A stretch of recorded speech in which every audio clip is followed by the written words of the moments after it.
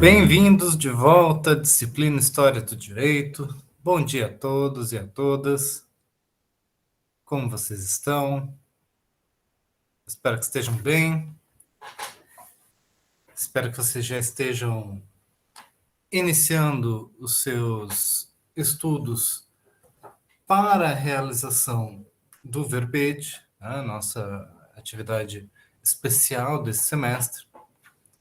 Hoje eu quero lembrar a todos que à tarde será disponibilizado o primeiro questionário da disciplina, que vocês terão um mês para responder, tá? E que será baseado nos textos passados até agora, que envolvem introdução à história do direito e os temas do direito romano até a aula de hoje. Então, esse vai ser um questionário de fácil realização, imagino. Tá? Rafael tá participando aqui com a... Percebi agora. Não me engano. Tudo bem. Desliguei já. Legal. Muito bem. Então, na aula de hoje, eu vou fazer um apanhado histórico dos diferentes períodos do direito romano, para que a gente possa avançar para o tema do direito medieval, que vocês sabem, né, tem uma conexão muito forte com o direito romano. Primeiro, por uma descontinuidade, quer dizer, a queda do Império Romano, o início do feudalismo, todo aquele período que a gente conhece sobre senhores feudais, reis, né? E depois como uma conexão de resgate, marcado pela recepção do direito romano, mas aí nas universidades medievais. Tá? Então, a gente vai analisar hoje o direito romano nos seus diferentes períodos e, se der tempo, a gente introduz o tema do direito medieval. Lembro a vocês que no nosso canal, onde eu coloco as nossas aulas, vocês podem verificar ali que existem as aulas do semestre anterior que abordam também esse tema. Tá? Então, ali vocês têm um conteúdo extra para acompanhar essa discussão, esse tema, que eu acho que ali tem um volume maior de aula, de conteúdo. Quem sentir falta de aula, quem está ali no meio da semana pensando, meu Deus, olha, eu queria ter mais aula, então tem mais aula ali para vocês. Né? Não sei se isso é um problema muito comum para vocês, mas caso vocês sintam essa falta, essa necessidade, está ali. Tá?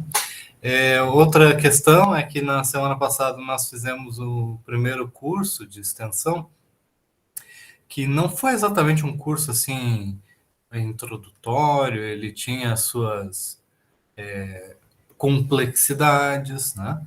Mas foi, como eu até mencionei no curso, eu acho interessante que às vezes a gente saia um pouco da nossa zona de conforto, assista uma palestra, um curso sobre um tema diferente. E a gravação também está disponível no canal, porque, afinal de contas, a nossa sala do Google Meet tem um limite de 100 pessoas. E houve um número maior de inscritos, de pessoas que gostariam de participar. Então, nem todo mundo pôde acompanhar ao vivo. Então, quem quiser acompanhar, está ali também a gravação. Tá? Muito bem. Quem é que tem alguma pergunta ou dúvida antes da gente entrar no conteúdo? Mariana, Ariane, Roberta, Tamires, estou olhando aqui pelo chat, o pessoal aqui dando bom dia. Professor, Sim. Bom dia. O Bom senhor dia. vai explicar um pouquinho sobre como é que vai funcionar o trabalho do conceito, porque para mim não ficou muito claro no curso, né? Não consegui entender muito bem a proposta. Tá. Você tem alguma dúvida específica ou quer que eu faça uma descrição geral? O senhor pode fazer uma visão geral a respeito, porque assim, para mim não ficou claro como é que vai funcionar, entendeu? Essa parte aí do do verbete? Então, primeiro você vai escolher como você vai querer fazer, se você vai querer fazer sozinho, em dupla ou numa equipe com 3 pessoas. E aí você vai escolher um verbete, um tema, uma palavra, pode ser o nome de um autor ou pode ser um conceito, como contrato, soberania, Estado, aristocracia, e assim por diante. Uma palavra importante. E você vai fazer primeiro uma descrição dessa palavra, o que ela significa, quais são as suas aplicações. Esse início ele é mais próximo de um dicionário tradicional. Por exemplo, aristocracia. Né? Essa palavra tem um significado do governo dos melhores, por exemplo. O que isso significa inicialmente. Mas depois, se eu escolhesse a aristocracia, eu iria falar sobre a aristocracia como uma forma de governo. Eu iria mencionar que existe uma literatura, mas isso eu iria descobrir pesquisando sobre o tema. Tá? Que existe uma literatura sobre as formas de governo, sobre o que é um governo aristocrático. Isso vem lá desde a antiguidade, existem teorias sobre isso. Então eu ia mencionar, né, quais foram os autores que falaram sobre isso, como que isso se incorpora na nossa disciplina, história do direito, como que o significado de aristocracia muda com o tempo. Por exemplo, para Aristóteles, um governo com representantes eleitos pela população já era uma aristocracia, que criava uma diferença entre os governantes e os governados. Esse não é o mesmo sentido que a gente usa hoje. Esse é um exemplo. Né? Claro, você não tinha como saber tudo isso de antemão, porque isso exige um processo de pesquisa, de exploração.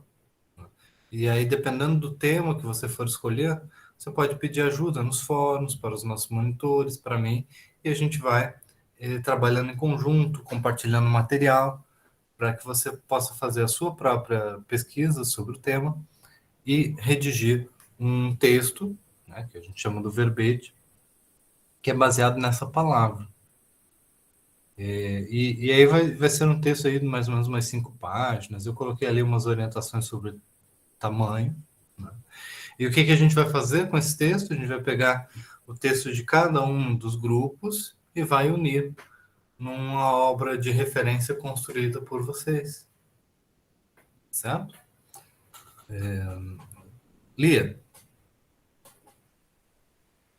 Professor, é porque naquela lista de verbetes que você colocou, tem como opção também alguns eventos históricos. Tipo, eu escolhi a Revolução Haitiana. Só que eu estou um pouco na dúvida sobre o que trazer, porque você falou que se for, por exemplo, um conceito, a gente deve trazer o significado dele, como ele surgiu e tal.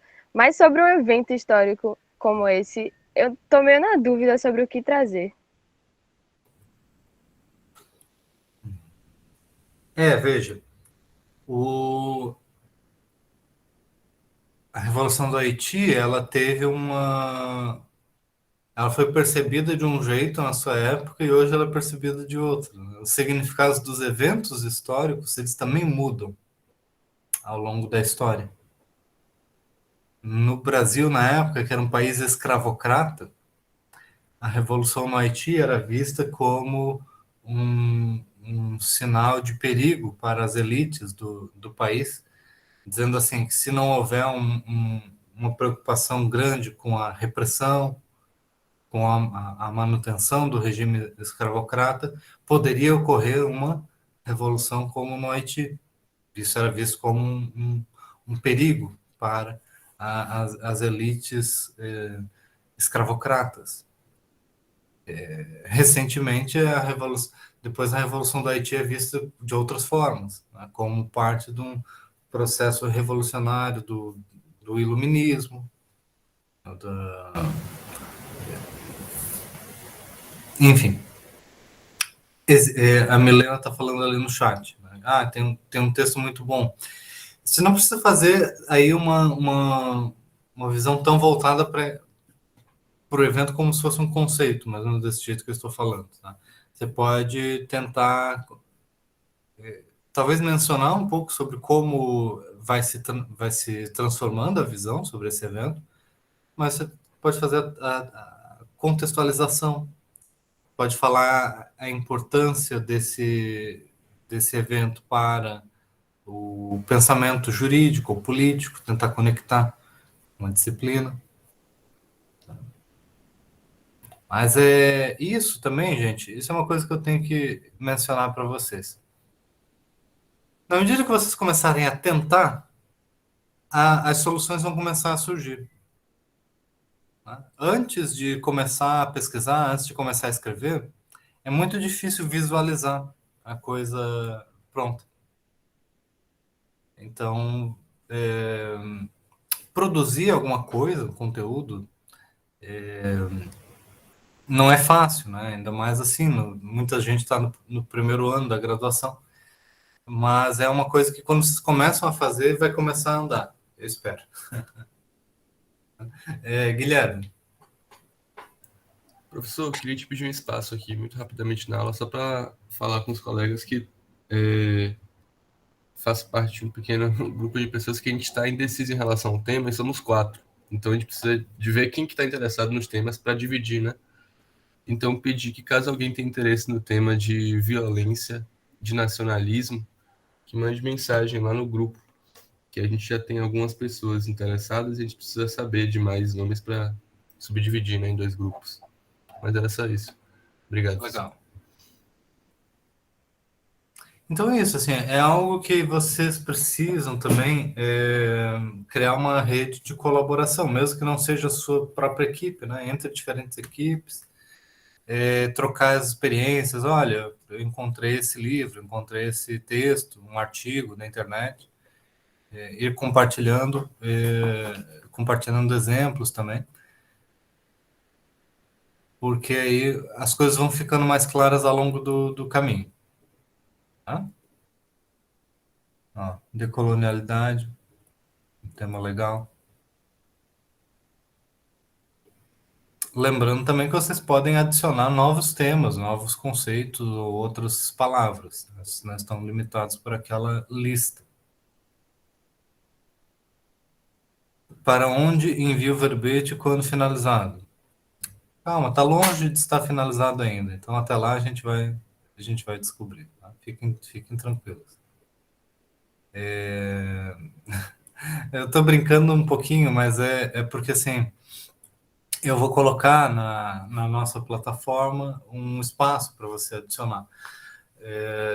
Só que aí depois eu vou organizar o material de um jeito que vai unificar esses trabalhos. Tá? Então, o importante é que haja o cumprimento do prazo e a identificação da turma e das pessoas, dos autores. Tá?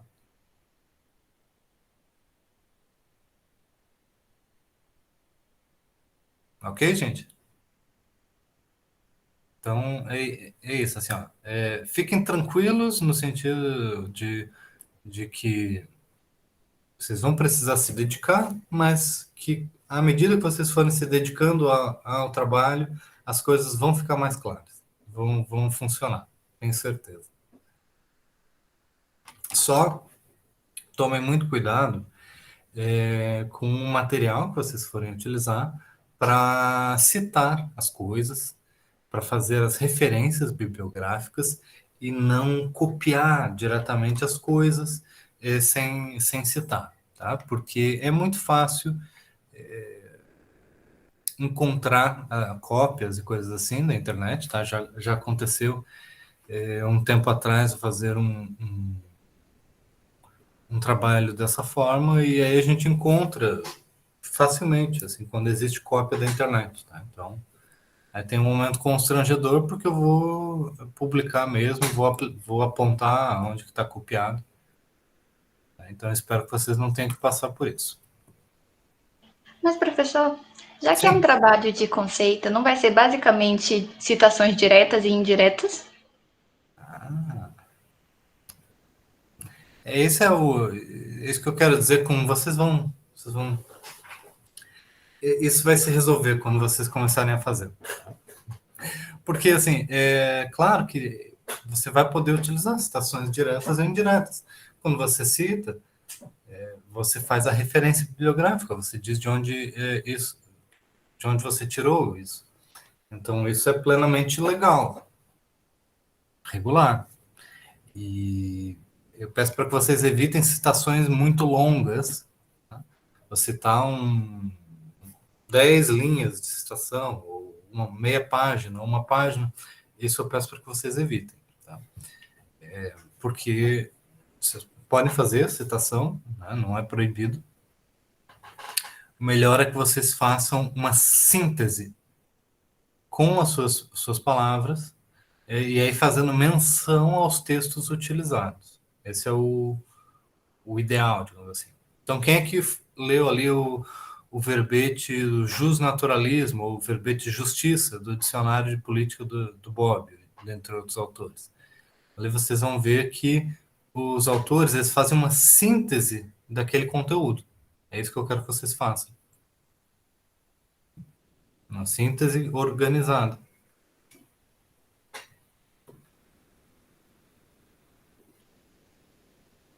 Railane, fez sentido o que eu Entendi, prof. Obrigada. tá bom?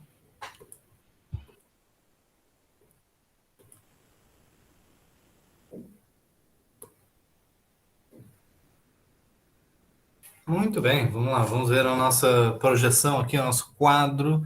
Na semana passada, nós tivemos o nosso evento.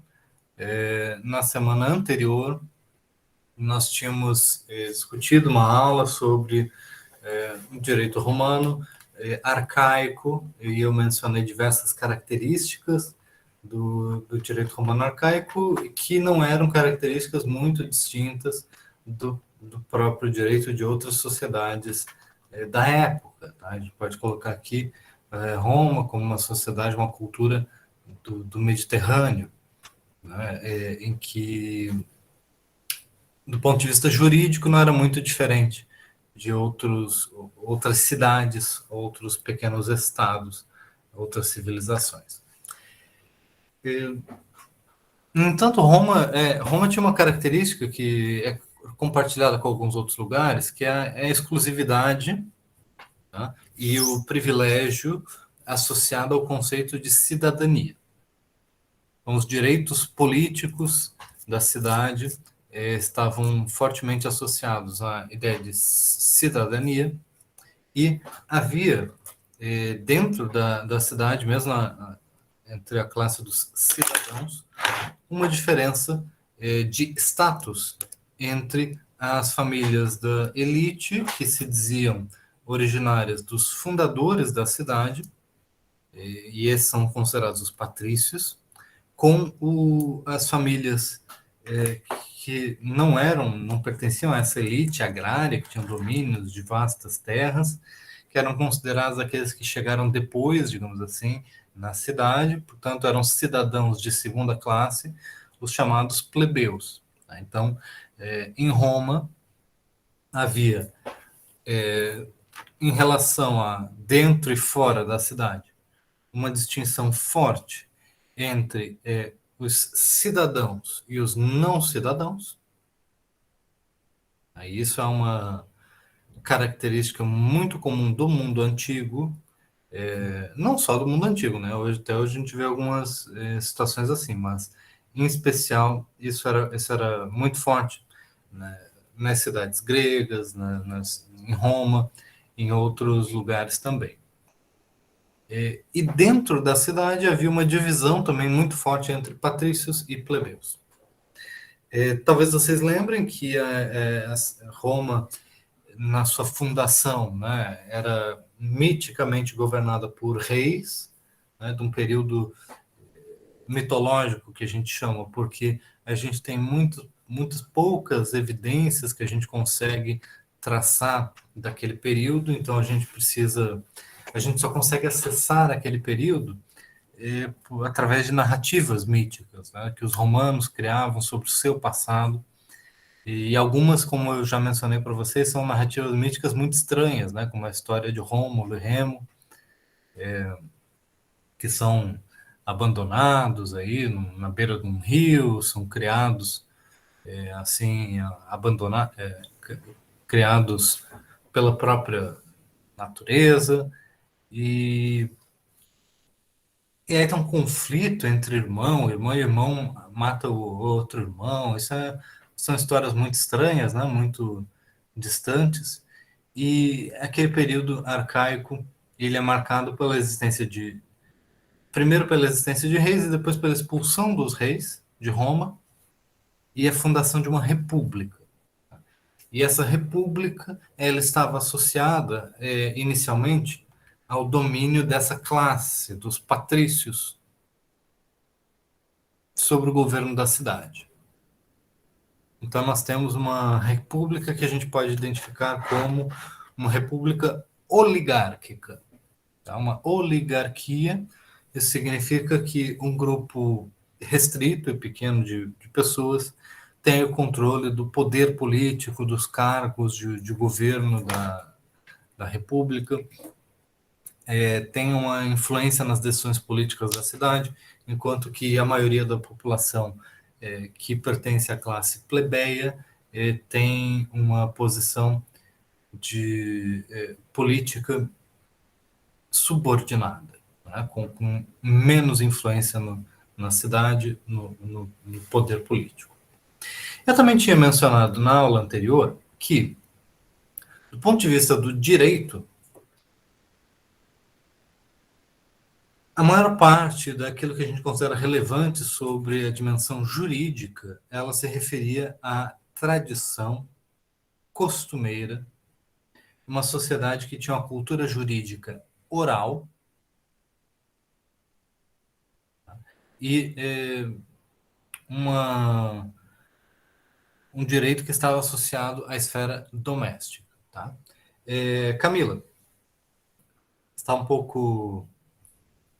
Essa introdução foi um pouco confusa.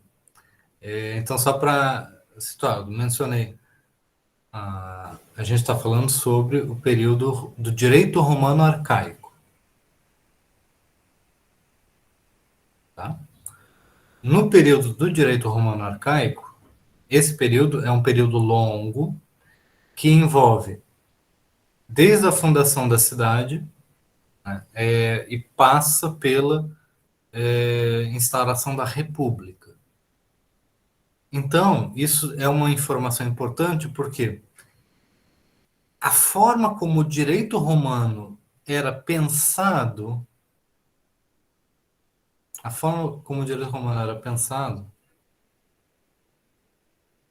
não se altera imediatamente com as mudanças na forma de governo da cidade. Talvez isso seria uma expectativa nossa, né? Quando passa de monarquia para república, uma mudança profunda no direito, ou quando passa de república para o Império Romano, então uma mudança profunda no direito. Mas não é exatamente assim que acontece. As mudanças no sistema jurídico, no pensamento jurídico, elas ocorrem de maneira paralela com as mudanças no sistema de governo. Tá? Não acompanha exatamente o mesmo ritmo.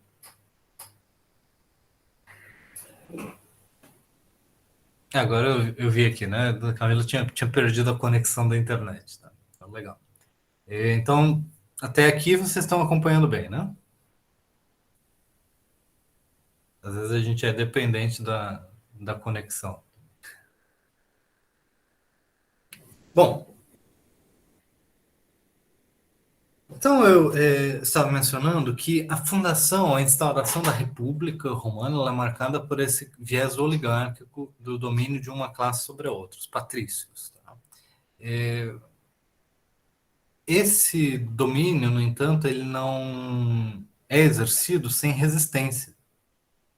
Em especial porque a plebe romana ela é um elemento social, político, demográfico muito importante na história da República, especialmente. Tá? E é muito importante também num sentido militar. Então, Roma é uma cidade que começa a se diferenciar das demais cidades do Mediterrâneo antigo a partir do momento que a plebe ganha maior espaço, maior poder político dentro da cidade, maior influência. É aí que Roma vai ganhando o seu diferencial. Enquanto uma pequena cidade governada por uma oligarquia, isso era comum em outros lugares. O primeiro grande marco legislativo que nós temos na história do direito romano é a chamada Lei das 12 Tábuas. E a Lei das 12 Tábuas vem de um contexto do conflito entre patrícios e plebeus que segue imediatamente a derrubada da monarquia e a instauração daquela república oligárquica. O que isso significa? Que uma vez instaurado um governo oligárquico dominado pelos patrícios, uma boa parte da população que pertence à classe plebeia está alienada do governo, do poder dentro da cidade, né, e se coloca de maneira resistente a essa empreitada, digamos assim, das elites. A população plebeia, né, ameaça simplesmente ir embora, abandonar os patrícios e criar a sua própria cidade, para lá eles serem os governantes, né? Então, existe uma espécie de greve geral em Roma, por parte da plebe, que os historiadores romanos mencionam essa história. E esse conflito entre patrícios e plebeus, ele é mediado, digamos assim, pela formulação de leis públicas. Tá? Por que eu estou destacando isso? Porque até então nós tínhamos como característica predominante do direito romano o fato dele estar associado à dimensão privada, à esfera doméstica, ao caráter consuetudinário, costumeiro, e oral do direito. Agora vai ser introduzido um elemento diferente. Né? Não que não houvessem leis anteriormente, né? Mas elas não tinham grande relevância no pensamento jurídico. A lei das 12 tábuas vai ter uma influência, um impacto nesse sentido. Ela a gente chama lei das 12 tábuas, né? Mas é como se fosse 10 mais 2. Né? Primeiro, é criada uma comissão, dizem também os romanos, escrevendo sobre esse passado depois. Eles dizem que um grupo foi para Atenas para estudar as leis gregas. Atenas era a cidade, digamos assim, um pouco mais democrática, né? E era conhecida também por ter sábios legisladores. E os romanos, eles não tinham tradição legislativa, né? A tradição deles era costumeira, oral. Então, segundo os historiadores romanos, existe uma influência ateniense nessas leis, e eles fazem primeiro 10 leis para organizar a relação entre patrícios e plebeus, inclusive proibindo o casamento, primeiro entre patrícios e plebeus, criando regras de convivência dentro da cidade, criando proibições, crimes, métodos de solução de conflitos, de disputas, criando regras sobre chamamento ao juízo, sobre julgamentos, sobre inquirição de testemunhas, sobre outros assuntos como disputas sobre bens, né, propriedade. Então, os assuntos da Lei das 12 Tábuas são variados, tá? E não são organizados de maneira muito sistemática. Então, não tem essa pretensão legislativa que existe na modernidade, de tentar organizar todo o direito. Mas ela traz uma inovação que é trazer para o espaço público um local, né, onde principalmente ocorria o comércio e os contratos verbais, que era o fórum, né? O fórum era uma espécie de mercado público, onde eram também anunciadas as questões de governo, muitas vezes se organizavam uns comícios que eram as assembleias, né, naquele local, e ali começaram a ser fixadas as leis, né? Então, se colocava ali as leis em placas de bronze ou de marfim, ou de algum outro material, mas esses eram os mais comuns, onde qualquer um que soubesse ler, não era todo mundo, né? Mas qualquer um que soubesse ler poderia ler as leis da cidade e ali resolver o conflito. Então, essa inovação em relação ao modelo que era o dominante ali, né? Qual que era o modelo dominante? Que o chefe de cada uma das famílias tinha o poder de decidir os problemas que existiam dentro da família, né? E entre os chefes de família não havia muita regulação, né? Muitas vezes o que havia era uma família ser mais poderosa do que a outra e dominar o conflito, né? E aí, em casos em que a coisa realmente ficava muito grave, aí sim é que haveria alguma intervenção dos magistrados da cidade, que seriam os cônsules, né? E depois criado também o cargo de pretor, para garantir que não houvesse violência na cidade, não houvesse derramamento de sangue entre as famílias. Então, o direito na esfera pública, ele nasce como subsidiário, assim, né? Só para evitar que os conflitos ganhem muita força, muito espaço. Enquanto pudesse ser resolvido entre as próprias pessoas, era deixado que fosse resolvido com as próprias pessoas. Então, Tauan pergunta se as leis das 12 tábuas foram a primeira legislação escrita de Roma, tá? Não, tá? Provavelmente não. A gente tem ali relatos históricos de leis anteriores, feitas até pelos reis de Roma, né, por exemplo. Mas é o primeiro marco legislativo, a primeira conjunto de leis que realmente tem um impacto, uma importância, uma relevância para os períodos posteriores, tá?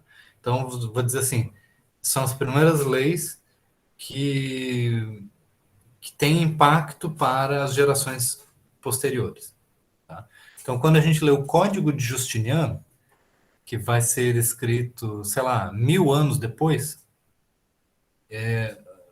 ali vai estar escrito que as leis das 12 tábuas continuam sendo uma referência, continuam sendo uma fonte para o direito romano. Tá certo que isso é um exagero que eles escreveram lá naquela época, né? Mas ainda continua como uma importância retórica, como parte de uma tradição. Essas leis só regulam relações entre famílias, né? A Railane pergunta. Tá? Não, não exatamente. Não é que é só relação. O que você quer dizer com relação entre as famílias? Significa que não entra na esfera doméstica, é isso? É isso, eu quis dizer assim, entre uma família e outra, o Estado e essas 12 leis é o que regulam, mas dentro da própria casa, o chefe da família diz o que é certo e o que é errado, ele faz o direito.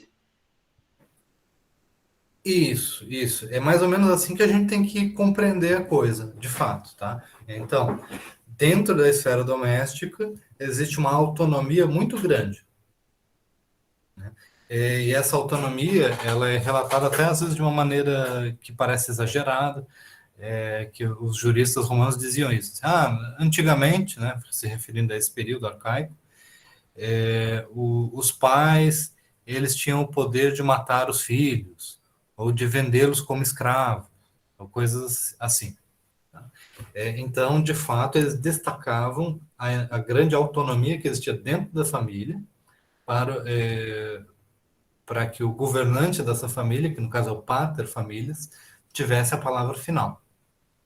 E a preocupação da criação de leis não era para regular a família, como você bem observou, era para mediar o conflito existente no espaço público. E o conflito que é levado ao espaço público era entre famílias. Mas, principalmente, nesse contexto aqui, entre classes, né? Entre patrícios e plebeus. Agora, também não dá para levar tudo isso, e isso que eu estou falando é o modelo geral, que a gente deve interpretar, que é o mais importante. Então, se for esmiuçar a lei das 12 tábuas, você vai encontrar coisas como proibições sobre os enterros, como é que em tal lugar você não pode enterrar a pessoa, né? Aí isso parece uma imersão, digamos assim, né?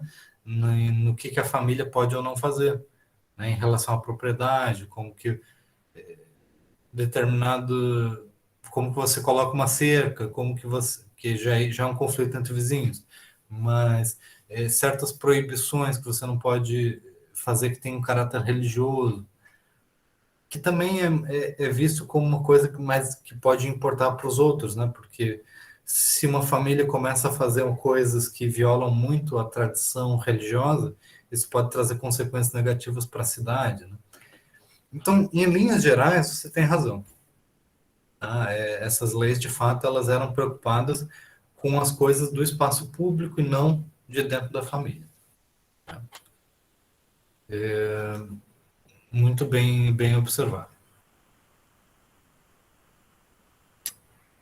Então, eu falei que era em 10 mais 2, né? Primeiro eles fizeram 10 dessas tábuas com diversos assuntos, não resolveu o conflito entre patrícios e plebeus, né? As tensões continuaram, depois fizeram mais duas, né? Aí que ganhou esse nome de Lei das 12 Tábuas,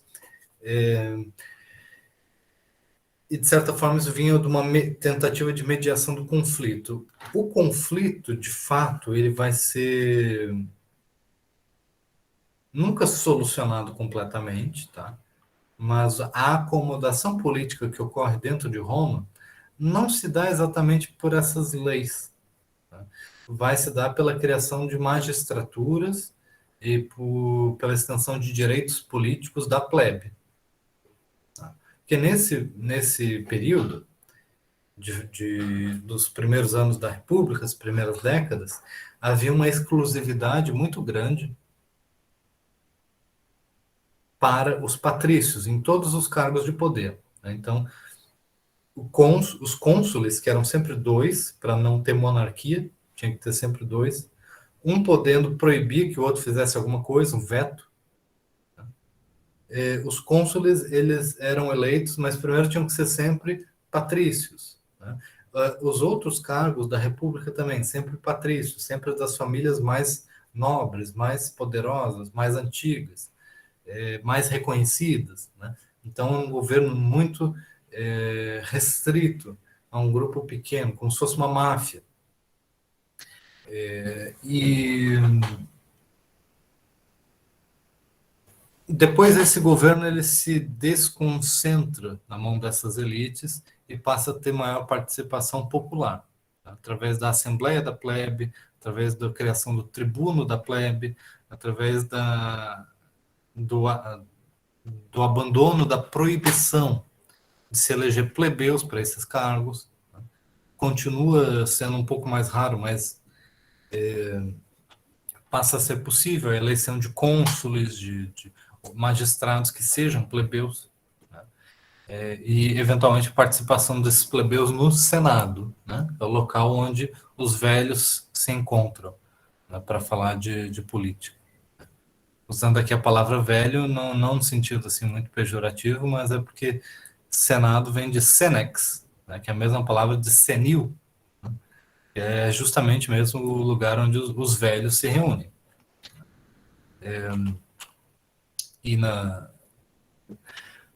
Bom, a lei das 12 tábuas, para o direito, ela traz um sistema, tá? E daí isso é influente para todo o período do direito romano arcaico, que é um sistema formalista de direito. Tá? Ela traz situações expressas em que um indivíduo pode processar outro indivíduo. Tá? Então, a pessoa pode ir no espaço público, no fórum, chamar em público o nome de outra pessoa e dizer, eu acuso tal pessoa de ter violado essa lei, ou de ter me causado um prejuízo. Eu eu comprei uma cabra do fulano, paguei. Quando eu cheguei em casa, a cabra agonizou e morreu porque ela já estava doente quando ele me vendeu e ele me enganou. Então, eu quero uma indenização. Um caso comum, assim, que até hoje, né, é o caso de um bem que tem um vício oculto, está no nosso direito civil até hoje. Então, esse tipo de conflito sendo levado à esfera pública, tendo que ser mediado pelos magistrados. Tá? O sistema funcionava de uma forma que a pessoa precisava repetir literalmente as palavras que estavam escritas na lei, e aí o magistrado era obrigado a agir. Tá? Por que essa literariedade era importante? Né? Porque os magistrados geralmente eram patrícios, que geralmente também não queriam intervir nesses conflitos familiares, porque eles justamente eram os mais interessados em manter a autonomia das famílias, né? Da esfera doméstica autônoma em relação ao poder político. Então, a tradição legal, nesse sentido, romana, ela vai ser muito formalista e muito baseada no texto da lei. Então, a pessoa tem que repetir exatamente as mesmas palavras. E se eles considerarem que a lei fala uma coisa, por exemplo, a lei fala árvore, mas o caso não é uma árvore, é um arbusto, aí já não se enquadra. Então, é uma interpretação literal mesmo das ações legais.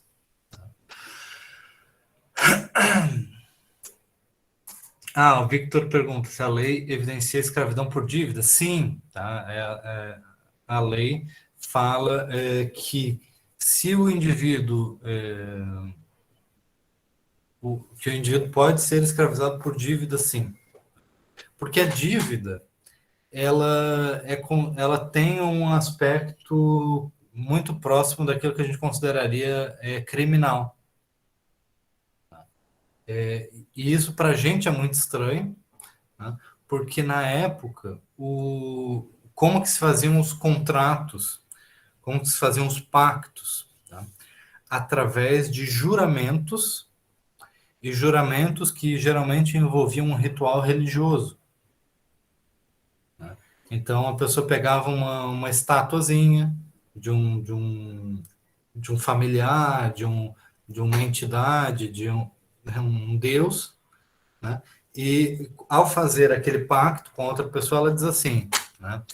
Eu quero que eu seja amaldiçoado se eu descumprir o que eu estou prometendo. Aí ela faz isso em público. Se as pessoas começam a não cumprir os seus juramentos, coisas muito terríveis vão acontecer. Mas não só com a pessoa, até com a cidade como um todo. Isso é um perigo. Então, um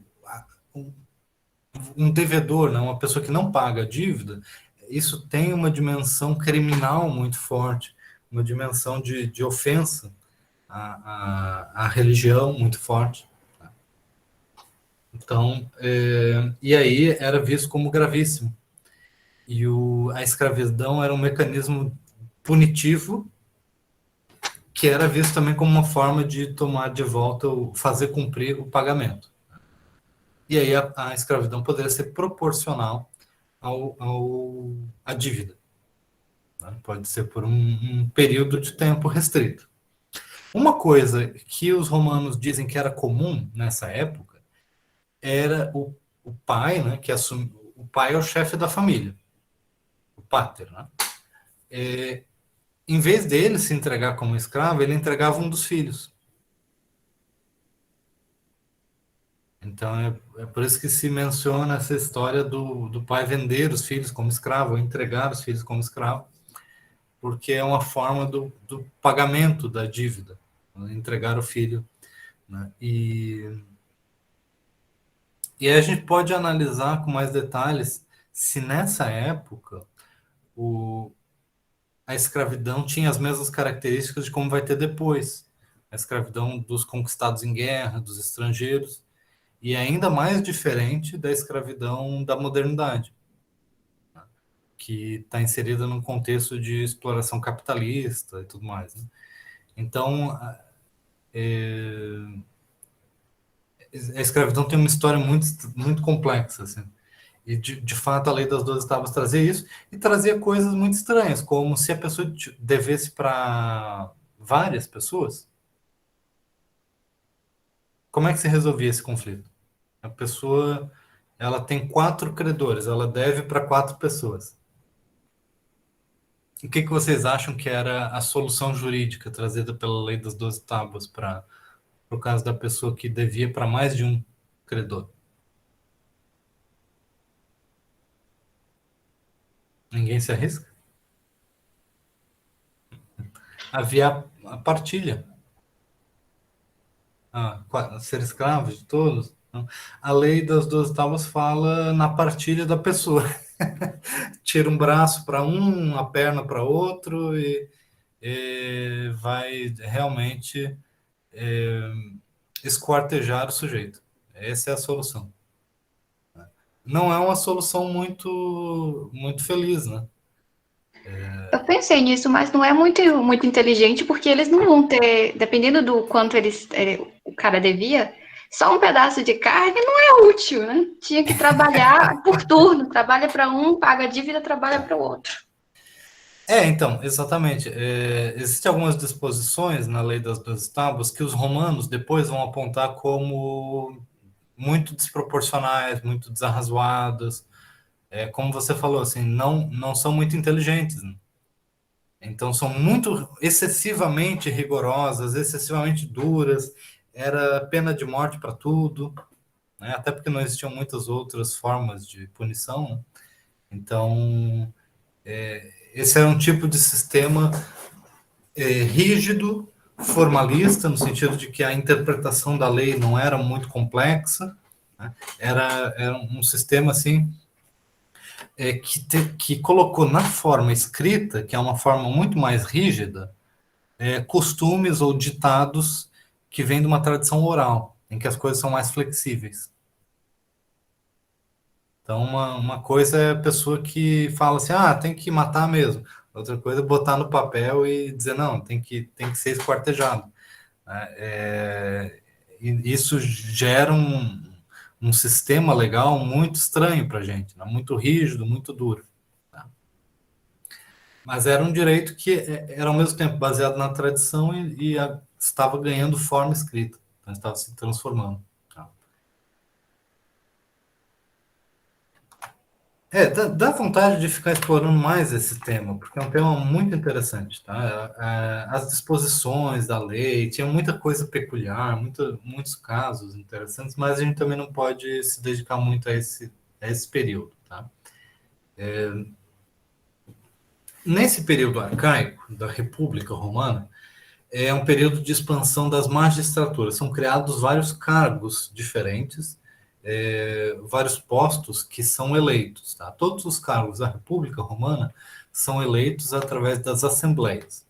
Que a gente também não tem tempo para explicar como que funcionavam as diferentes assembleias, né? As pessoas, todo mundo se reunia na praça e eram organizados por grupos e aí votavam em grupo. Cada grupo decidia, aí tomava uma posição, e aí vários grupos, cada um decidindo sim ou não, ou apontando um nome. Tá? De qualquer forma, né?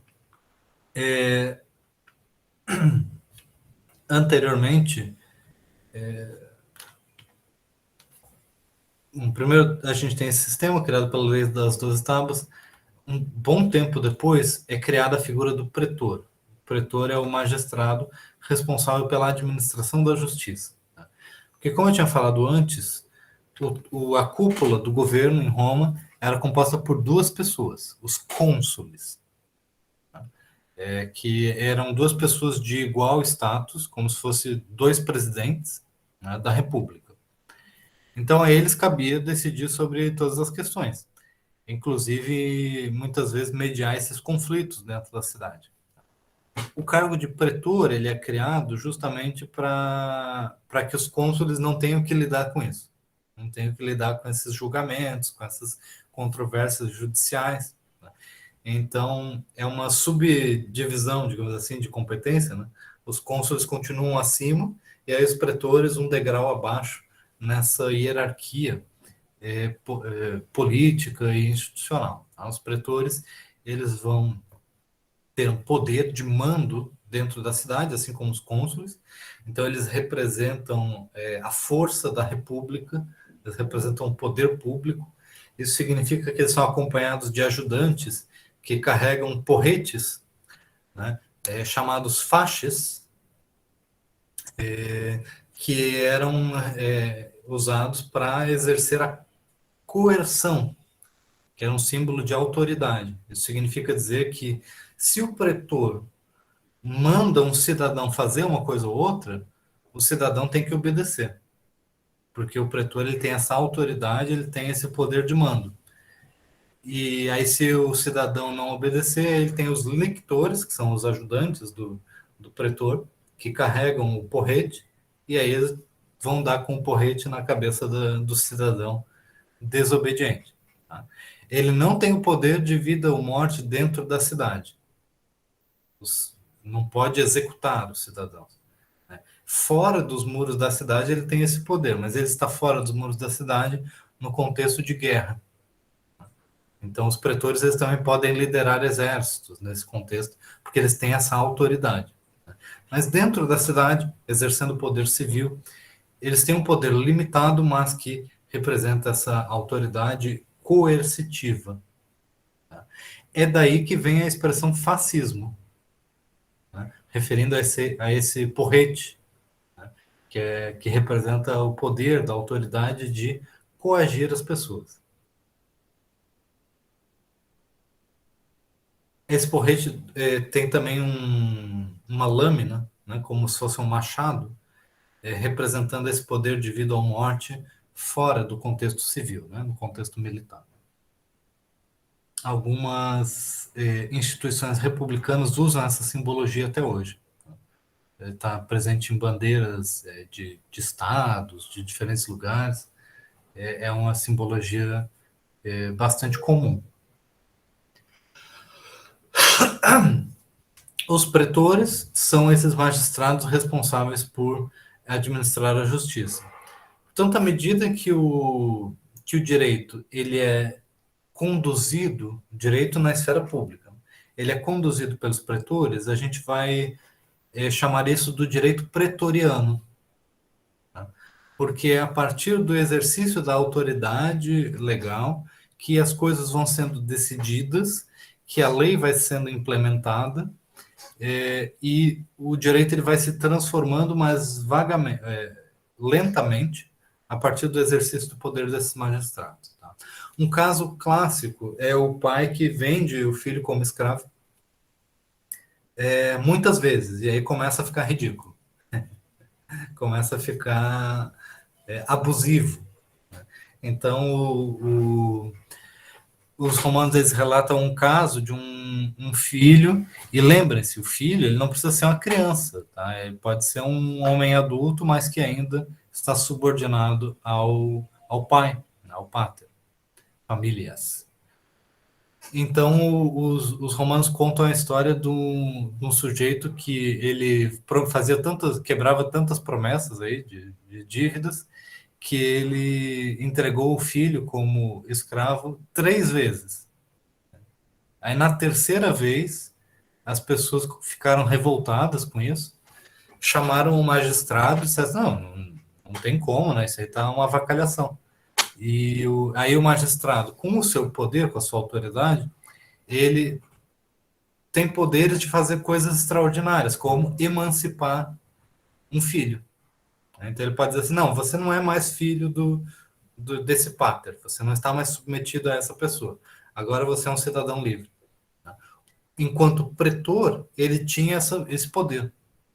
Então, veja, ele não estava mudando a lei. Ele não estava dizendo assim, a lei não permite mais que o pai venda o filho. Mas ele está dizendo assim, não, você não é mais filho. Pronto. Está resolvido o caso. Então, esse é um exemplo de como que os pretores eles se dedicam a resolver casos particulares, exercendo a sua autoridade. Mas, ao longo da história, esse conjunto de casos particulares, eles vão alterando o direito. Né? Porque aí, uma vez que os pretores começam a fazer isso, se torna parte da tradição. Não, você não pode também exagerar, né? Senão vai vir o pretor e vai fazer tal coisa. Então, eles têm esse papel de ir moldando o direito. Primeiro que era muito rígido, aí ele começa a ganhar um pouco mais de flexibilidade. Isso, de certa forma, preocupa também os cidadãos romanos, no sentido de que os pretores não inventem muita coisa. Então, existe... o Rafael pergunta se pretor também não era um título militar. Sim, mas só quando havia guerra. Né? Os romanos, nesse período, não tinham um exército permanente. O exército eram os próprios cidadãos. O que também servia de limitação aos abusos dos poderosos, digamos assim, porque os poderosos não tinham um exército para impor a sua vontade. O exército era a própria população, e a população era majoritariamente plebeia. Então, quando havia guerra, aí fora dos muros da cidade, o pretor não usava só o porrete, aí usava o machado. Né? Aí ele tinha um poder maior, tá? Nesse contexto militar. Mas o poder era dual, né? Tinha a sua dimensão civil, tinha a dimensão militar. Civil, a palavra civil está vinculada à cidade. Né? Então, na cidade é uma coisa, né? Na campanha é outra. Campanha, que é a região externa, a cidade ali no centro da Itália, né? Região da Campanha. Enfim, que é onde eles primeiro iam mais fazer guerra.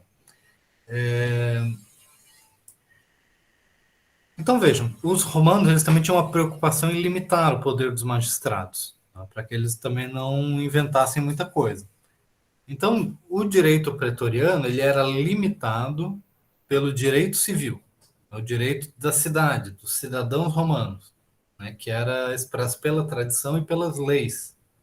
E o direito expresso pelas leis ele era, como vocês já viram, muito formalista, muito literal. No entanto, em Roma, a história romana, ocorre algo muito peculiar, né, que é o seguinte: Roma começa a crescer e começa a ter cada vez mais estrangeiros vivendo em Roma. Por quê? Porque todo mundo queria ir morar em Roma? Talvez algumas pessoas quisessem ir se mudar e morar em Roma, mas geralmente é porque onde você morava se tornava Roma. Os romanos eles iam começar a conquistar os seus povos vizinhos. Né? Os romanos eles tinham muito medo de invasão. Aí, como que eles iam se sentir seguros, né? Se os vizinhos podiam invadir o seu território a qualquer momento. Então, para se sentir mais seguros, eles, antes de serem invadidos, eles invadiam. Né? Eles foram conquistando seus vizinhos, não somente por invasão, né? Por alianças também, por relações que a gente pode dizer assim, de relações tributárias, né? Uma espécie de federação que eles formavam, né? Com povos vizinhos, aliados em guerras. E tem as guerras contra Cartago, que era também uma república oligárquica muito poderosa naquele período. E os romanos, ao longo de vários conflitos, eles acabam vitoriosos contra essa grande potência. Então, eles ocupam um lugar de grande domínio dentro do Mediterrâneo, né, naquele período. Tá? Para vocês terem uma noção, os romanos diziam que numa batalha contra Cartago, em que eles perderam, né, contra Aníbal, né, um grande general cartaginês, um exército de 80 mil romanos foi completamente dizimado. Apesar que dizimado não é uma palavra boa para isso, mas completamente exterminado pelos cartagineses. E mesmo assim, depois dessa grande derrota, eles conseguiam, né, chamar de novo a população para mobilizar, justamente porque o exército era o povo, né, era a população mobilizada. Não havia uma distinção entre o povo e o exército. E os romanos, mesmo sendo derrotados diversas vezes, eles não ganhavam sempre. Né? Só porque, diferente de outras cidades, outros governos da época, depois que eles perdiam, eles continuavam lutando. Né? Geralmente, os outros reinos, os outros estados, quando havia uma derrota, eles eram pessoas razoáveis e faziam um tratado de paz, ou coisa assim. Na guerra, os romanos não eram razoáveis. Né? Eles continuavam lutando. Eu dei esse exemplo porque a gente só vai ter batalhas com esse número de mortos na Primeira Guerra Mundial, depois. Talvez ali no século XIX tenha batalhas grandes nesse sentido, mas muitos historiadores dizem que os romanos também exageravam um pouco, né, na grandiosidade dessas batalhas. É provável que fosse menor. Mas o que isso significa é que eles viam a sua história como uma história em que às vezes eles perdiam, mas eles continuavam lutando. E eles continuavam lutando porque a base do poderio da República era esse poder popular, de que o povo ele era mobilizado para a guerra. Né? Então, a plebe, isso vinha da participação política da plebe na República. Quer dizer, a República não era mais tão oligárquica assim. A República não defendia somente os interesses de um grupo pequeno, mas da população como um todo. Tá? Então, por que eu fiz esse desvio? Né? Para mostrar que a República Romana, que já tinha instituições mais populares, ela se expande rapidamente após as guerras contra Cartago. E ela só consegue vencer Cartago justamente porque ela incorpora essa dimensão popular mais ampla. Né? Não só na sua dimensão militar, mas na sua dimensão política também. Tá? Esse é um período de rápida transformação de alguns costumes, de algumas tradições em Roma. Tá? Porque muitas das elites são mortas nesse período. Eles morrem na guerra. E muitos que seriam os bambambãs, assim, daqueles, os líderes que vão lá e vão lutar e vão vencer, são todos eliminados e sobram aqueles estadistas, digamos assim, que tentam conciliar mais as relações na cidade. E ao se expandir, Roma também, que dependeu muito dos aliados nessas guerras, os romanos também tentam incorporar um pouco mais os estrangeiros dentro da cidade, dentro do seu governo. Antes, a distinção entre cidadão e estrangeiro era muito forte e o estrangeiro era muito excluído em questão de direitos. Não tinha direitos assegurados, né? A propriedade, a sua própria segurança, participação política, não tinha acesso. Tá? Então, o estrangeiro ele era muito discriminado em Roma, em relação ao privilégio dos cidadãos. Então, nesse período, com essas mudanças, os romanos eles criam instituições próprias para dar maior segurança jurídica aos estrangeiros. E essa é a criação do chamado pretor peregrino. O pretor peregrino é um tipo de pretor, né, que vai ser eleito com influência dos próprios estrangeiros. Né? Os romanos chamavam os não cidadãos de peregrinos, né? Aqueles que andam por aí, eles não são do lugar. Até hoje, em muitos lugares, é comum essa discriminação, né, de quem é do lugar e quem vem de fora. E os romanos eles criam esse cargo de pretor voltado para proteger os direitos dos estrangeiros e para mediar conflitos entre estrangeiros e cidadãos.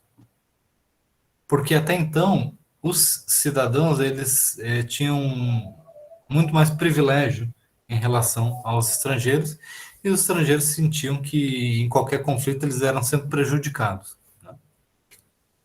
Só que aí vai surgir uma situação muito nova, muito inovadora, que é a seguinte. Eu já mencionei para vocês que o direito dos romanos, dos cidadãos romanos, era muito rígido, muito formalista e muito baseado nas tradições religiosas dos romanos, dos costumes específicos dos romanos. Os romanos, eles tinham uma crença típica da antiguidade de que o direito ele não estava vinculado ao território, mas ele estava vinculado à pessoa. Então havia a ideia de que cada pessoa tinha o direito de ser tratado de acordo com seus próprios costumes, de acordo com as suas próprias leis, com as leis do seu país.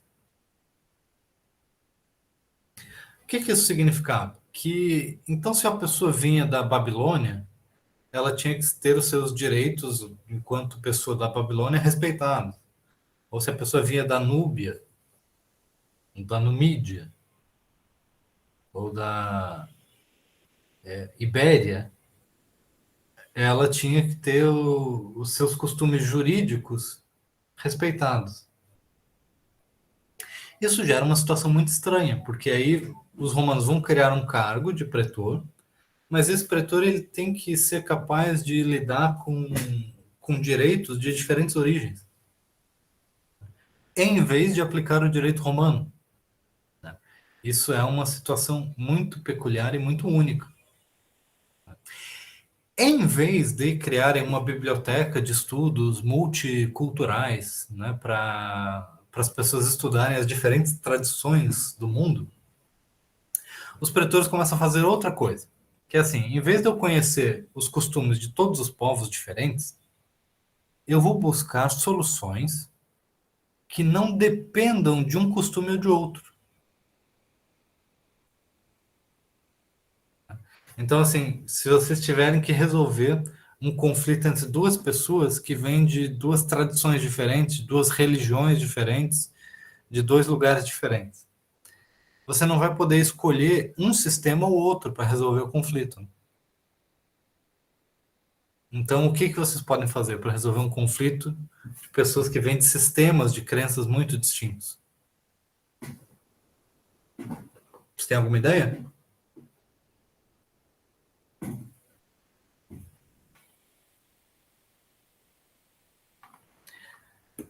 Os romanos, eles vêm com a ideia de que é preciso apelar para o senso comum, para um bom senso, para a razoabilidade, para um uso da razão num sentido assim de entender a proporção das coisas, entender a reciprocidade, o equilíbrio nas relações jurídicas.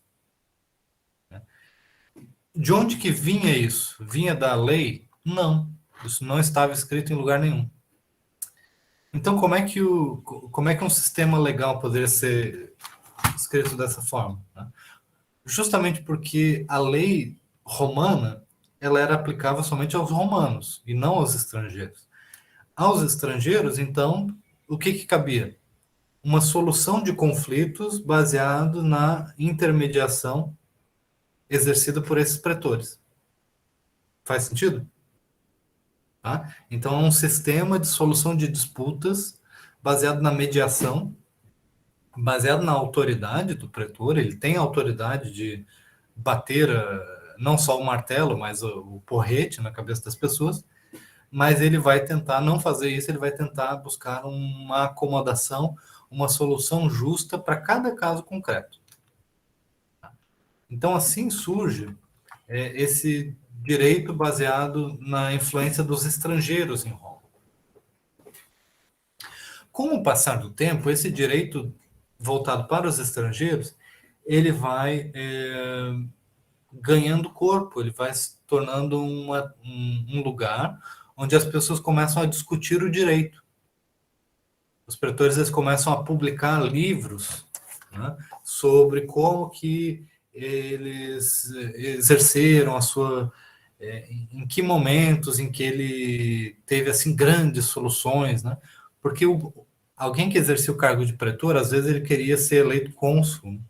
Então ele às vezes também queria ficar famoso como sendo uma pessoa justa, como sendo uma pessoa razoável, e ali era o momento dele mostrar esse conhecimento. Entenderam?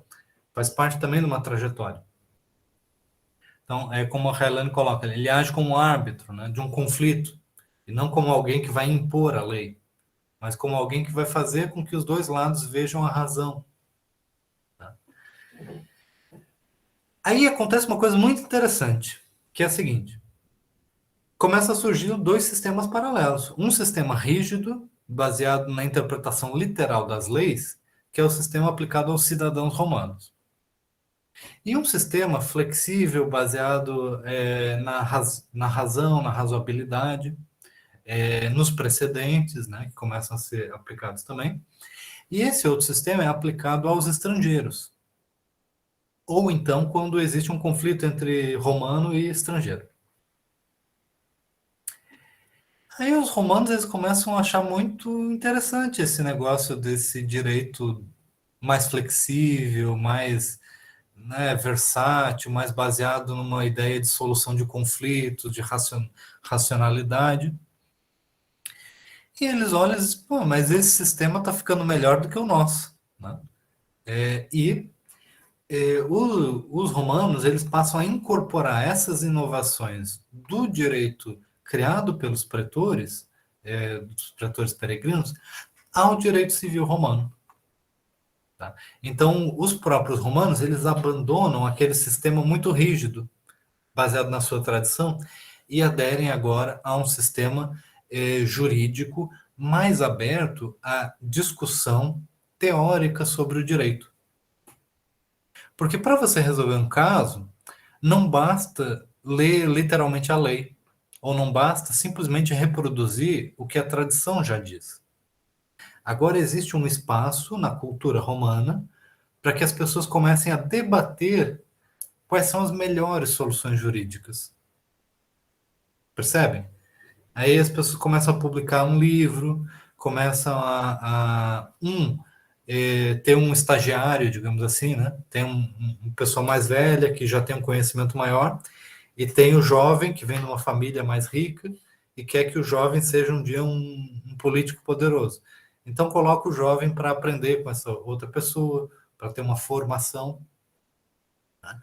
Esses debates eles têm uma influência na esfera pública, na política. Então, começa a se desenvolver uma cultura jurídica com essa dimensão letrada, com essa dimensão erudita, com essa dimensão do pensamento e uma reflexão teórica mais complexa do que anteriormente. Porque antes era um sistema rígido, que era o que estava na lei, que era o que determinava os costumes, a religião e tudo mais. Agora, os romanos eles são obrigados a separar, né, o que é o jurídico do que é o religioso, ou do que é o simplesmente costumeiro. Eles são obrigados a fazer isso, principalmente quando vêm os estrangeiros, né? Pessoas de outros costumes, de outras práticas. Mas essa inovação ela vai ser incorporada ao direito romano de maneira geral. Tá? Então, essa incorporação de um sistema mais flexível, operado pelos especialistas, que traz aquilo que nós chamamos do período clássico do direito romano, que é o período de maior inovação e transformação, formação de uma doutrina jurídica. Quem é que quer participar? Pode falar.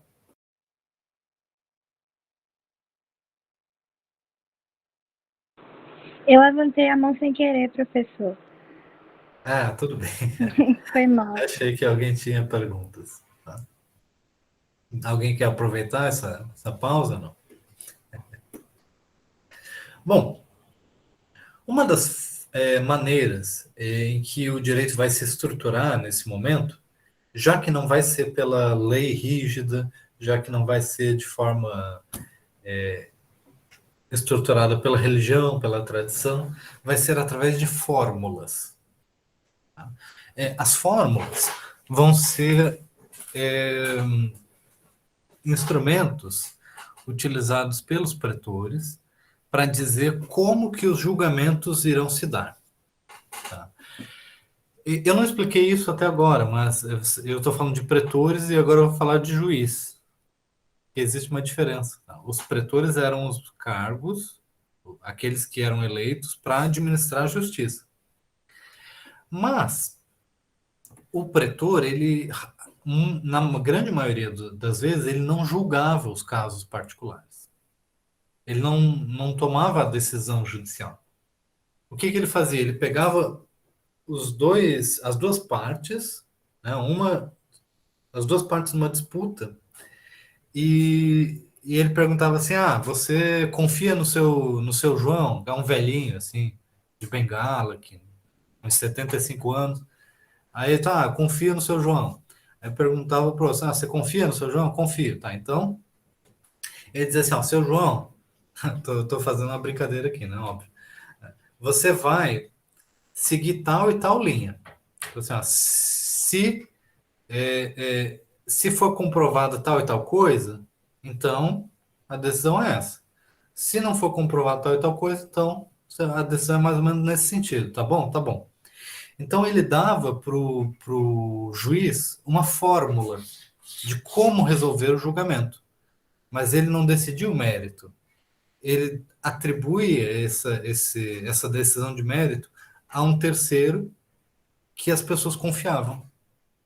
Então, era um sistema que tinha uma complexidade, porque dava um grau de separação do caso e do pretor, do magistrado.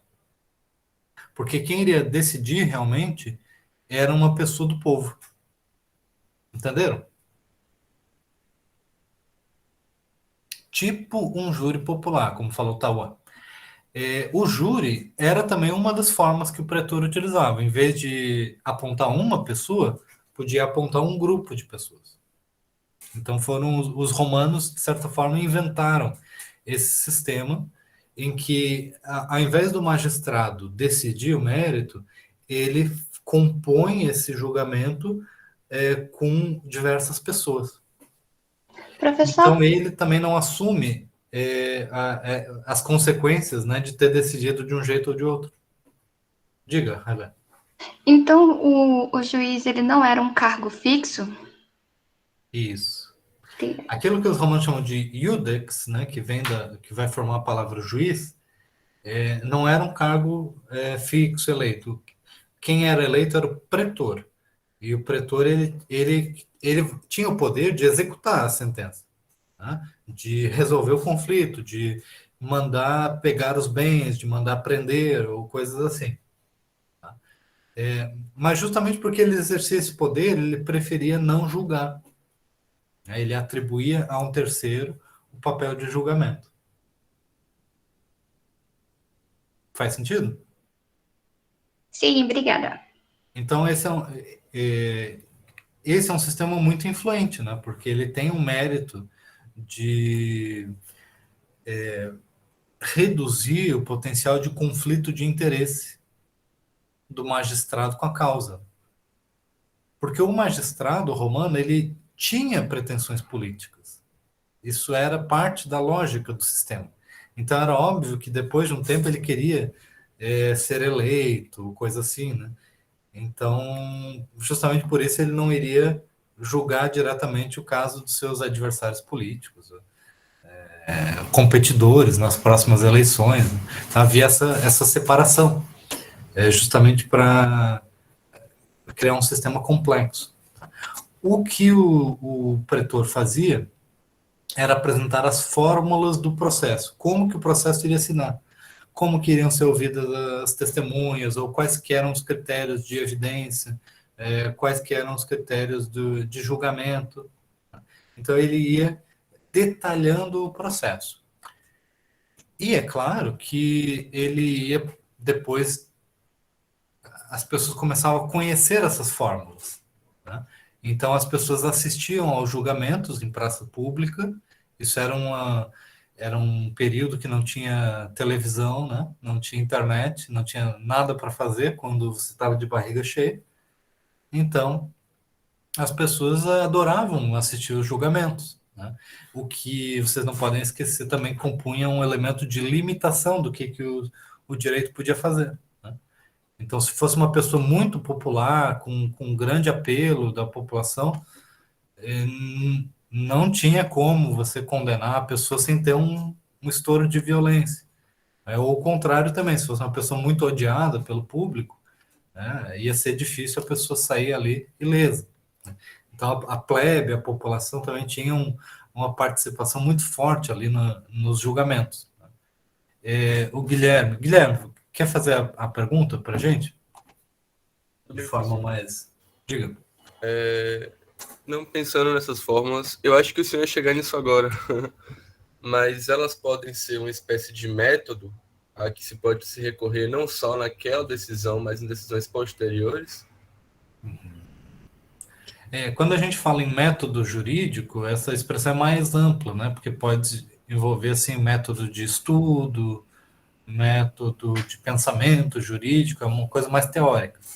As fórmulas, elas não eram teóricas, elas eram todas 100% voltadas para a prática. Entendi. É que assim, qual que é a ordem que você vai ouvir as testemunhas? Qual que é a ordem que você vai ouvir as duas partes? Então, por exemplo, até hoje, isso é uma questão importante no processo penal. Até alguns julgamentos importantes foram anulados por violações assim completamente básicas a esse tipo de fórmula, que é, por exemplo, a defesa vai falar por último. Isso é uma regra formulária do processo penal até hoje, né? Por quê? Porque você tem que se defender de todas as acusações. Você não pode fazer a sua defesa e depois ser acusado de outra coisa, né? Como aconteceu num julgamento famoso que foi anulado, né, esse último ano, né? Assim, a pessoa apresenta uma defesa e a alteração muda, a acusação muda depois de você ter se defendido, né? Coisas assim que tem a ver com a fórmula do processo, né? Então, os romanos eles criam isso com muita ênfase, de dizer que o processo ele tem que seguir várias fórmulas, justamente porque o juiz é diferente do pretor. Então, se o juiz não respeitou a fórmula, uma das partes vai dizer, pretor, você disse para fazer de um jeito e não foi feito desse jeito. Então, o julgamento é anulado. Aí ele faz um novo julgamento. Pode atribuir um outro juiz para a causa. Então, isso dá uma flexibilidade maior para o julgamento, no sentido de que, se uma fórmula for descumprida, se uma formalidade for descumprida, anula e faz de novo. Atribui um outro juiz. Marca uma audiência para um outro momento.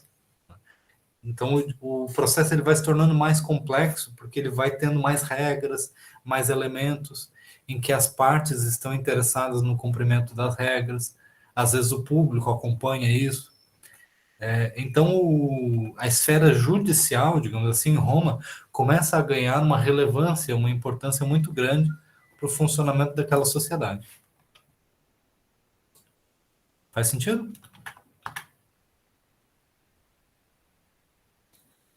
Ana Beatriz, quer fazer a pergunta aí para gente? Sobre o papel do juiz? O que você... Na verdade, porque, tipo assim, eu fiquei pensando, se já existiam...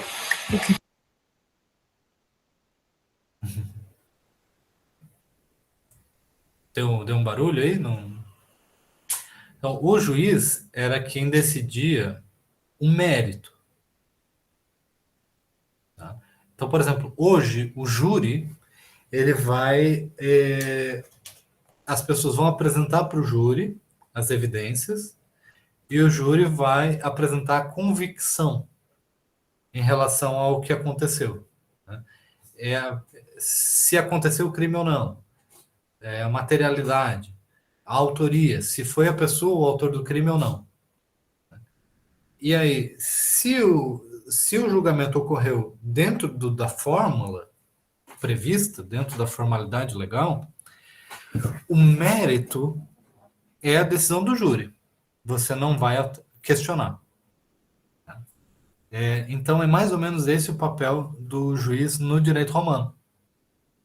Ele é aquela pessoa que vai tomar a decisão de mérito. Só que às vezes a forma como o processo ocorre é mais importante do que quem decide. Então, as regras do processo, elas são muito importantes para determinar o funcionamento do julgamento. É por isso que às vezes as pessoas, na mídia isso tem muito, né? Que se fala assim, o julgamento tal, óbvio que a pessoa era culpada, mas daí por uma formalidade, aí saiu livre, né? Porque anulou o julgamento, né? Não é isso. A formalidade, ela é indispensável para a criação da convicção, né? De se a pessoa realmente é culpada ou não. Então, se a coisa não for respeitada, tudo se perde, digamos assim, né? Tem uma consequência muito grande. Então, isso, ó, no chat. Passou a existir o pretor e o juiz simultaneamente? Sim, sim. O pretor nomeia o juiz. Ficou claro isso? É assim, ó, vamos fazer uma história do começo ao fim, né? Deu um conflito. Uma pessoa diz que uma outra descumpriu o contrato, ou que causou uma lesão, ou que conflitos comuns, assim. Um vizinho cortou a árvore no terreno do outro vizinho. Isso tem na literatura romana, nos casos de história do direito. Então, vai lá na praça pública e vai dizer assim, ó, fulano de tal, né, me causou um prejuízo, eu quero uma reparação. Aí as pessoas ficam, é mesmo, é mesmo? Nossa, que coisa. Aí começa a formar um tumulto, aí as pessoas ficam revoltadas e tal, e aí chamam o pretor. Aí o pretor vem assim, né? O que é? O que aconteceu? Aí ele faz aquela audiência preliminar, assim, ele vai ver se aquilo é uma questão ou não. Aí o cara vai contar o caso. Não, fulano de tal, ele né, tava querendo namorar minha filha, mas aí a gente já se brigou, não sei o que, ele foi lá, cortou minha árvore, deu o problema todo. Eu já estou aqui com 3 caras, se a gente não se resolver, a gente vai acabar se matando. Aí o pretor vai dizer, não, eu proíbo que vocês resolvam esse conflito por conta própria. Se você for lá e na casa dele e causar confusão, você vai se ver comigo. Eu vou chamar vocês dois para uma audiência no dia tal. Está falando isso perante o público, com várias testemunhas. E ele vai dizer assim: você vai ter que comparecer aqui, fulano vai ter que comparecer aqui, e eu vou nomear uma pessoa para resolver essa causa. Estou contando uma historinha assim para a gente tentar imaginar. Né?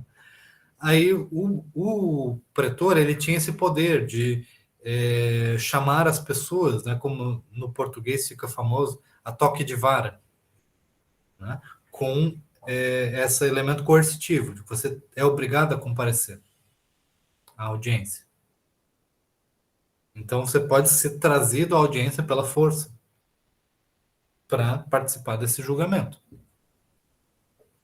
Aí, geralmente, o pretor ele vai atribuir, ou vai compor um júri em casos mais complexos, assim, ou casos criminais de grande importância, mas geralmente ele vai escolher uma pessoa que,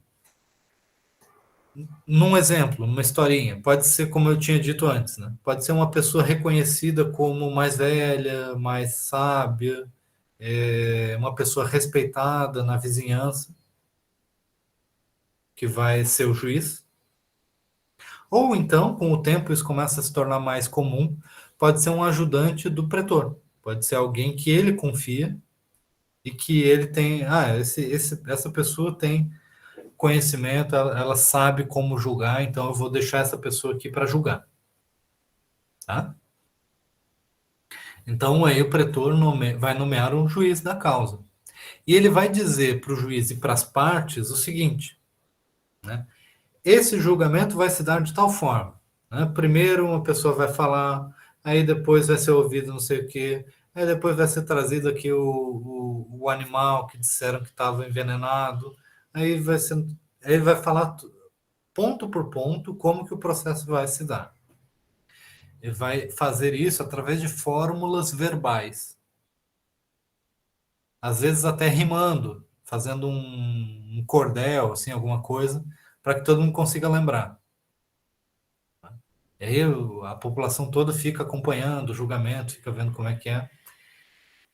E o juiz vai decidir a situação, o mérito, e aí vai informando o pretor. E aí o pretor vai executar, digamos assim, a sentença. Vai dizer assim, não, tem que ir lá na casa do sujeito e pegar o bem e entregar para outra parte como indenização, por exemplo. E assim por diante. Tá? Não sei se com essa historinha fica mais... Vocês conseguem visualizar a coisa. Tá? A Railane perguntou se serve para o pretor estrangeiro. Mesma coisa. Tá bom? Ficou mais claro? Tá. Então, assim, isso dá espaço para o pretor criar novas fórmulas, criar novos métodos de solução do conflito, sem estar ele próprio vinculado à decisão. Então, o papel do pretor não vai ser decidir, vai ser pensar nas melhores soluções. Entendeu? Tá? Por isso que a inovação no direito, ela não é completamente enviesada, né? Não é quando o juiz diz assim, eu quero condenar essa pessoa, então eu vou inventar que determinada prova vale. Ou determinada coisa que não é prova vale como se fosse prova. Não tem esse conflito de interesses tão imediato. Não quer dizer que não houvesse, né? Pode ser que o juiz fosse um amiguinho do pretor e quisesse fazer exatamente o que o pretor diz. Mas tem essa separação e o povo estava acompanhando, também estava ali, podia se revoltar, podia jogar tomate, né? Podia fazer coisas assim que tinham uma relevância, né, dentro desse processo. O processo não era uma coisa secreta e não era uma coisa misteriosa. Pode parecer uma coisa banal que eu estou falando, mas não é. Porque ao longo da história, boa parte da história do direito, você tem julgamentos secretos e misteriosos. Quer dizer, sem fundamentos públicos. Né? O que gerou a convicção do crime? Um fundamento misterioso. Né? Eu aqui vi nas entranhas de um animal que esse fígado aqui tem um tumor, então o sujeito é culpado. Então, no sistema mais arcaico, isso era possível. Porque a leitura dos sinais da natureza, que às vezes estão presentes nas vísceras dos animais, isso era uma prática religiosa antiga, aquilo ali poderia ser usado como uma decisão. Né? E agora isso está bem diferente. Né? Isso é um sistema público de exercício da justiça que é aberto à confrontação, ao questionamento. Havia possibilidade de recurso. Tá? Se um julgamento fosse considerado com um resultado muito escandaloso, isso poderia ser revertido pela Assembleia Popular, porque vocês têm que lembrar que os pretores eles são eleitos pelas assembleias. Né? Então, certas assembleias também poderiam interferir nesse processo, ainda que a tendência fosse não fazer isso justamente porque tinha a importância da separação entre o pretor e a decisão judicial. Mas se a coisa estivesse muito bagunçada, aí o pretor também poderia ser responsabilizado, não enquanto estivesse no cargo, mas posteriormente. Ele podia ser acusado de usar mal o seu cargo, ou usar o seu cargo para se beneficiar, e isso havia possibilidade de condenação depois dele sair do cargo, porque enquanto ele estava no cargo, ele tinha imunidade. Então, os pretores e os cônsules, eles tinham imunidade jurídica, mas depois eles podiam ser responsabilizados pelo que eles fizessem. Tá? Então, para a gente ir encerrando esse conteúdo, esse período, tá? período do direito romano clássico, ele vai ser mais ou menos, tá? De 130 a.C. a 230 depois de Cristo. Ele tem como as principais características essa flexibilização do direito, tá? Primeiro existe a ascensão do direito pretório, com mais poder dos pretores para inventar novas coisas, nesse primeiro século, digamos assim. Aí depois tem uma relativa decadência. Está escrito na tela, tá? Porque o direito pretório, né, dos pretores, ele começa a ser escrito primeiro nos livros que são estudados, mas depois nas próprias leis. Tá? Os romanos eles começam a fazer leis juntando aquelas fórmulas, juntando como um processo é exercido do começo ao fim, isso vira lei. E a partir do momento que vira lei, aí já não pode inventar tanto. Então, existe um processo de consolidação dessas inovações. Então, enquanto o direito começa a ser cheio de inovações, ele era mais aberto a um discurso de justiça, de razoabilidade. Depois ele já começa a se transformar mais num conjunto de regras sistemáticas, baseadas em uma estipulação legal. Em 130, depois de Cristo, para não confundir, é feita uma compilação dos éditos. Éditos são as regras feitas pelos pretores. E aí os romanos chamam isso de édito perpétuo, que é aquilo que começa a valer agora em definitivo.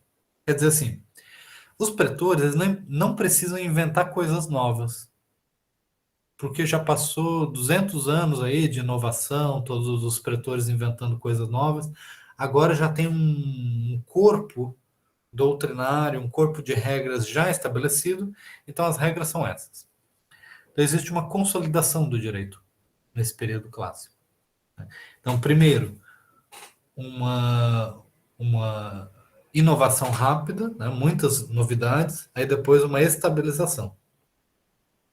Essa estabilização da inovação dos pretores, ela dá lugar à inovação doutrinal.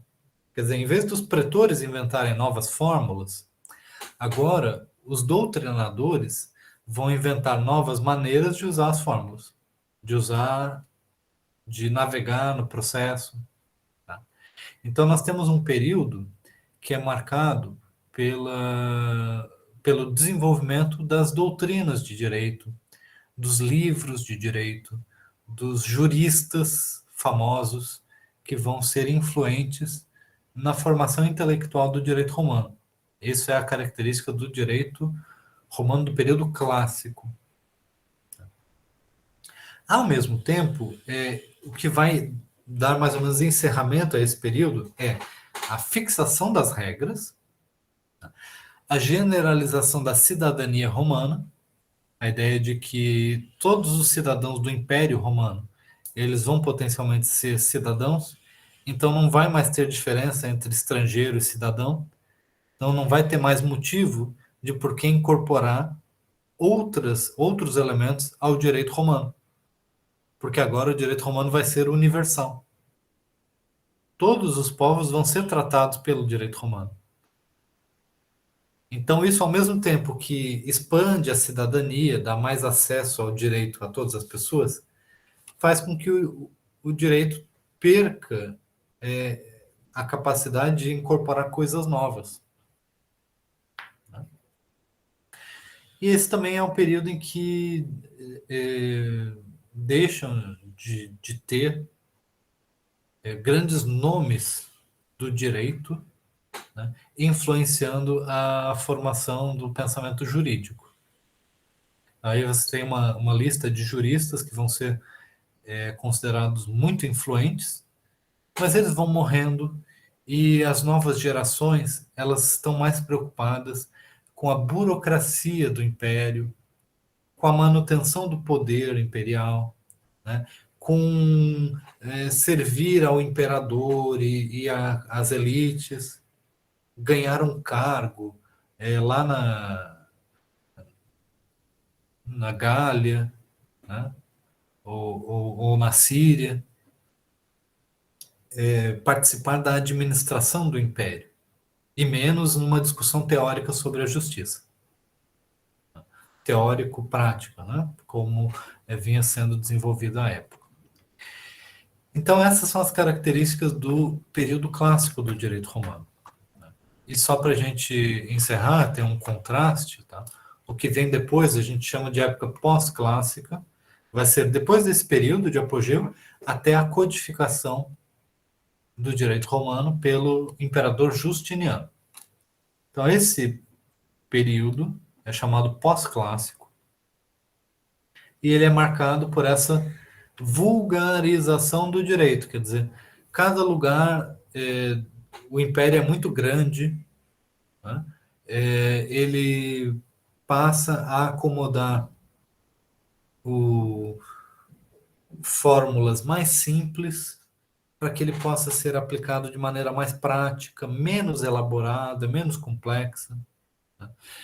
O direito ele passa a ser mais importante, não o seu caráter de justiça, baseado na racionalidade, mas o fato de ser oficial, né? De estar vinculado às leis do império. É criado também uma hierarquia dentro da doutrina do direito romano, destacando que você aí que está atuando como advogado, digamos assim, né, no processo, você tem que respeitar a tradição, e a tradição já está consolidada naqueles doutrinadores. Papiniano, Ulpiano, aqueles grandes nomes. Então você tem que citar os nomes mais tradicionais do direito em vez de começar a inventar muita coisa, né? Então o direito começa a ser mais conservador nesse sentido da doutrina, valorizando mais o passado. Existe uma tendência de se tentar compilar o direito, porque cada vez mais existem diferentes leis, decretos de imperadores, disposições legais mais diversas. Então, o direito, com a expansão do império, com o tempo, né, com os séculos, vai ficando cada vez mais confuso. Porque você tem lei para todo lado. Tem muitas leis contraditórias, muitas disposições legais particulares que eram feitas só para aquele caso. Aí era feita para um caso, já não servia para outro. Então, para o mesmo caso, você tinha várias leis estranhas, várias leis que podiam ter contradições.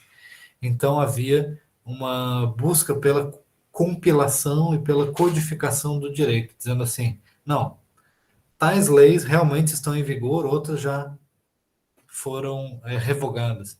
Ninguém nem sabia quais leis que estavam em vigor e quais que já tinham sido revogadas. Então começa a busca por se codificar, por se estabelecer uma legislação mais coerente. E além disso, as partes assim mais afluentes do império, elas são muito impactadas pela cultura helênica, a helenização do direito. Quer dizer, na região da Grécia e dos estados macedônicos, aqueles que vinham das conquistas do Alexandre o Grande, né, se vocês lembram, havia muito a figura do rei, que era um legislador, né, que ele dava as leis para o seu povo e tudo mais. Então, os imperadores romanos eles começam a agir como se fossem essas figuras legisladoras, ditando a lei, em vez de seguir aquela tradição romana mais antiga de dizer que o direito ele tem que ser decidido por esse grupo intermediário, né? De pretores, com a participação popular, com a influência dos especialistas. Então, o direito ele passa a se concentrar mais no topo, na cúpula do sistema, pelo poder dos imperadores. Então, essas são as grandes mudanças que vão acontecer com a expansão e a decadência do Império Romano. Então, é todo esse contexto diferente que vai gerar a codificação do direito romano no Corpus Iuris Civilis, tá? O civil. O direito dessa compilação já vai ser de uma sociedade muito diferente da sociedade romana clássica. Vejam vocês ali, 530. Em 530, as coisas já estavam muito mudadas, né? Roma já não fazia mais parte do Império Romano. Né? Havia ali o Império Romano do Oriente, que a gente chama de Império Bizantino. Mas a coisa já era muito distante, já era muito diferente, a sociedade era muito diferente. Os costumes haviam mudado, a forma de se pensar havia mudado, a religião havia mudado, né? O cristianismo, ele dá uma outra forma de se pensar, os termos de justiça, de inocência, né? De intenção. Então, esse direito ele vai mudar bastante, vai ser uma sociedade muito diferente, mas ainda assim ele vai ser considerado direito romano.